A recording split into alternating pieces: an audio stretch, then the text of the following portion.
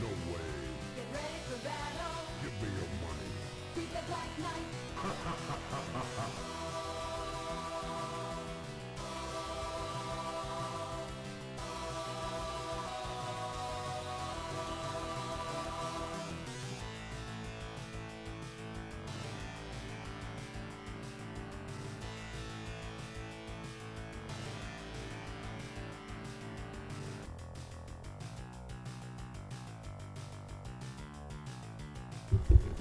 I made it, King. I made it.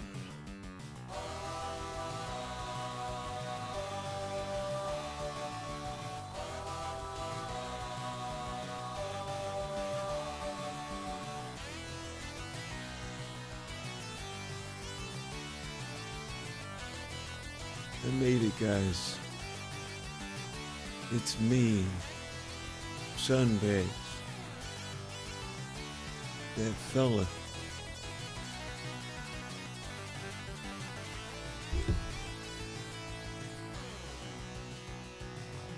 You got the power. For your dinner, King. I hope it's tasty.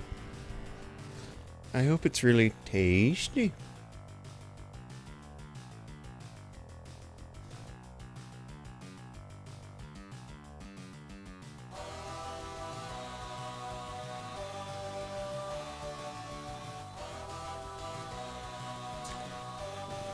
What?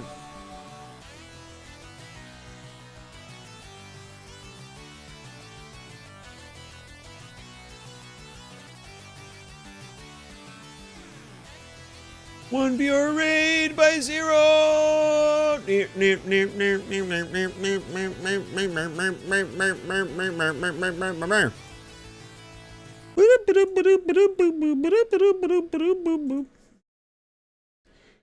Test your zero. It's okay, Zero. It's okay. It's okay. Don't worry about it. Hope you're doing well, Zero. It's good to see you. I want some homemade ribs. The enemy's like, what the fuck? This Doom MMO update was great, except... But yeah, I just woke up after a good long nap, and now I'm going to eat the foods. I got some foods here. I'm gonna eat them. I'm gonna mukbang. I'm gonna be like, right in your guy's ear. Isn't that great? No. I'm just gonna eat some food. And then I'm gonna play some booba game. I'm gonna pass out any second now. It's 4 a.m. and I'm half dead.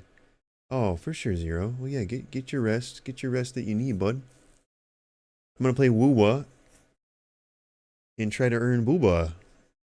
I'm gonna play Woowa, try to earn booba. First, I'm gonna update the game. Actually, try opening it.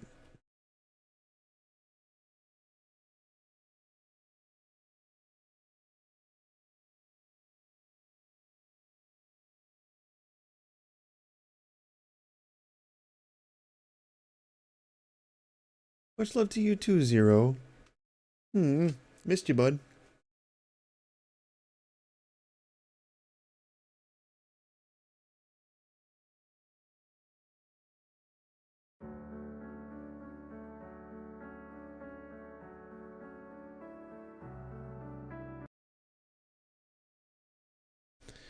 I just realized something, Grim.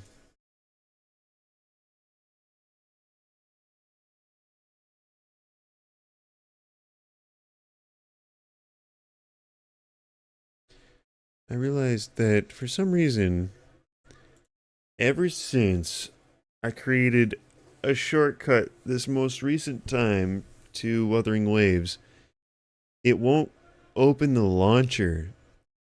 Like, it won't open the Woowa launcher. It just, like, immediately opens the game itself.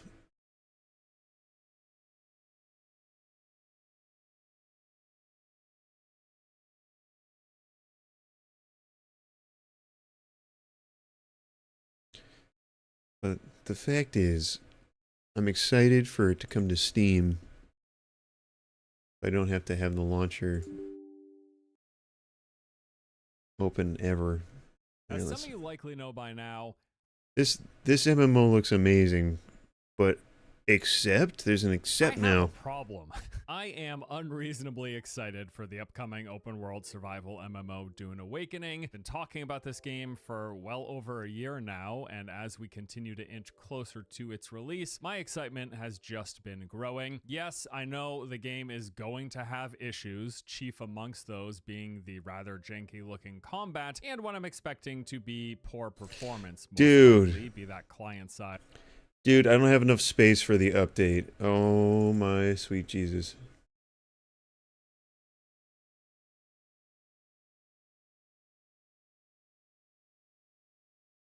Game never launched. Well, I gotta make some space for Woo. We'll see. I'll probably uninstall Woo like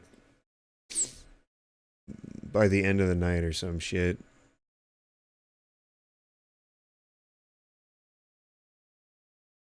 Knowing me. I really don't want to uninstall Black Ops 3 already. I'm not gonna do that. I'm gonna hold off as long as I can.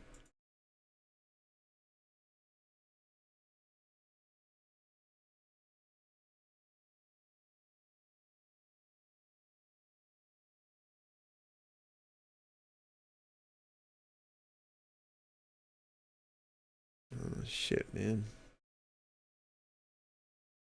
I don't know what to uninstall. All the games I have installed right now, I actually want to keep around.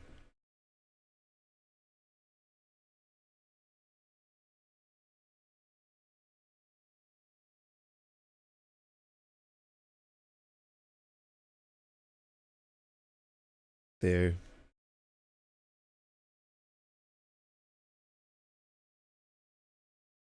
Kill.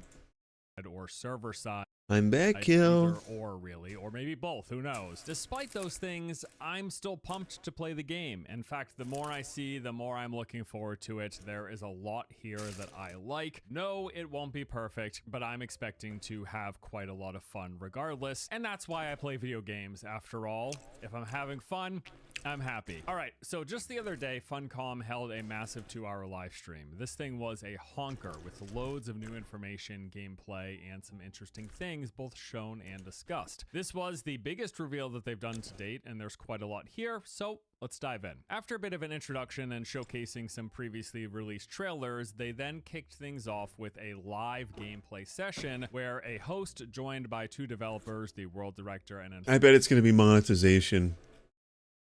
environmental artist, talked through most of the experience, kind of detailing and sharing some information. Now, one of the first topics that they addressed here was the setting, the fact that this is set in the desert and how they are managing to try to make that less boring and be more than just like walking through vast swaths of sand and trying to keep exploration interesting. So the main takeaway here is they really focus on verticality as well as having lots of interesting vistas and points of interest, and that is in addition to having different varied areas, namely the testing stations and other points of interest that are going to help mix up the visual variety as well. We're going to see some more examples of that shortly here. While exploring, they pointed out that while you scout with binoculars, it's actually going to automatically add any points of interest that you scan right onto your map, as well as onto the compass at the top of the UI. Plus, they mentioned the fact that you can place down your own custom markers. If you happen to come across, say, like a hidden treasure chest, you can mark it there for future reference as well. Now, next, they walked up to a trading post, the one that they previously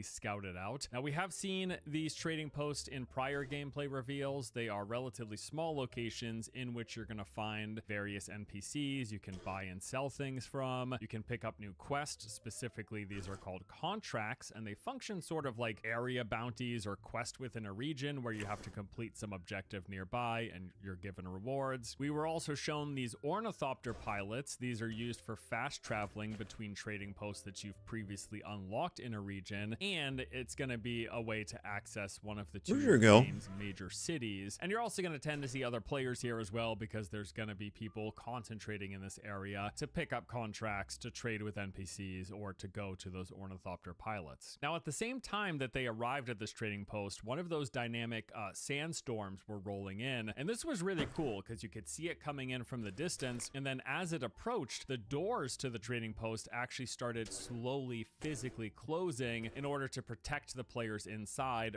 from the bypassing storm, because if you are stuck out in the storm, it is going to kill you. So it's something you actually have to physically take shelter from. Now, I will note that the storm blew over fairly quickly as the doors opened again about like 1 minute later. Ever since they first revealed these storms, I thought it was a pretty neat system, and it's cool to see like the world reacting to it. The fact that the doors physically close shut to protect you inside, or if you have your own base set up, those bases are shielded, so being inside those will protect you from the storm as well. Or you can even like enter cave systems or subterranean layers.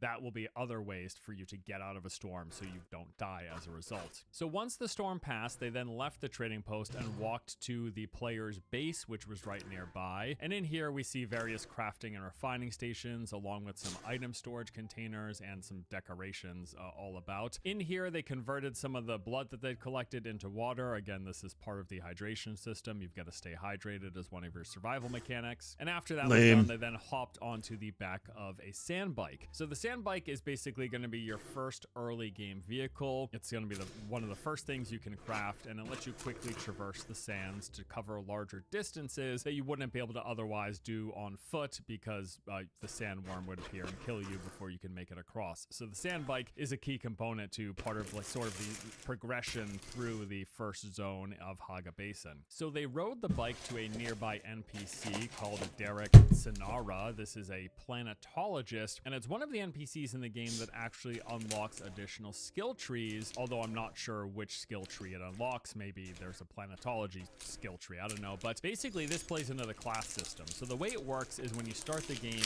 you're going to pick a class for your character. The 4 initial options being I'll never pick a class. Jesuit, Trooper, and Mentat. And then that chosen class is going to determine the skill tree you begin with, as well as what active skills you initially unlock. However, as you play through the game, you can unlock any and all of the additional skill trees in the game. Although you can only have 2 active skills at a time, you'll be getting passive boost in those trees, as well as just the ability to swap which active skills you want based on the things that you've unlocked. And you do that by basically completing quest chains for NPCs like the one that they're visiting here, this planetologist Derek. So after visiting that NPC, they then jumped onto their sand bike and headed out again, crossing over this large expanse of sand. While doing so, Dude, that's the big question. Can I play as the gray Shreks in this game? Wait a minute, didn't I? That's just my laptop being stupid. actually see one of those security drop ships off in the background. These are the ones that scan How's it going, Jerome? The planet side at night. And they mentioned here that if one of these spots you with their massive lights, it's actually going to temporarily stun you if you get spotted. And then they send in these mercenary troops to attack you. So I didn't realize in the past that it's actually a form of CC as well if you get spotted by one of those lights. So that was just a neat additional detail. They continue to drive on the sands until eventually a worm emerges. Now this is going to happen anytime you spend too much time in these open sandy areas. There's a vibration meter that tells you how much of a disturbance you've made. If you make enough, there's sand in this game to emerge and start chasing you. And when they arrive, you have to get off the sands, because if they chase you and catch up to you, they will kill you. What you have to do is just look for any of these nearby rocky formations. Basically, if you see rocks, head to the rocks, because the worms can't go to that rocky ground. They can only move amongst the actual soft sand. So they drive for a little while longer until they eventually arrive at one of the major points of interest within Haga Basin, called the Western Vermilius Gap. Now, after getting off the bike, we actually see the player swap out their skills. They exchange the Shiga wire cable, like the grapple hook, for the Compel ability, which pulls distant targeted enemies towards you. And then they swap out their Charge Sprint ability for Sentinel, which is just a turret you place in the ground that does ranged attacks. After this point, the player begins scouting out the enemy camp, and here the host discuss the fact that they're going to be different camps that have different themes as well as visuals based on the faction of NPCs that inhabit that area. Now, I believe this particular point of interest that they've arrived at is a scavenger base, although I'm not certain. Grant. And then finally, after this, we get a look at some combat. The player approaches the enemy base, engages with some enemies using their two new abilities, the ranged pull as well as the turret, shooting and doing some melee attacks. And hey, you know what? So what's going on with your There's no denying that. The animations are quite stiff here. It doesn't really look like it's much improved since the last time we saw it. As I've mentioned in the past though, stiff and janky animations are pretty par for the course in most every survival game I've ever played, and it hasn't stopped me in the past from enjoying enjoying this genre. In fact, survival is one I of don't my think that looked favorite jank. genres next to MMOs, in spite of its shortcomings. But yeah, I mean, I can't deny the combat here doesn't look Jerome. great. That is for sure. I'm hoping it's still fun to play, as I have had loads of fun playing other survival games with janky combat. So I'm hoping that's the case here as well. In fact, they do directly address the look of combat, saying that they will talk about it more in the future, but they're not doing it here in this stream. They're going to have a separate stream entirely focused on combat. So that means, I presume, that they are at least aware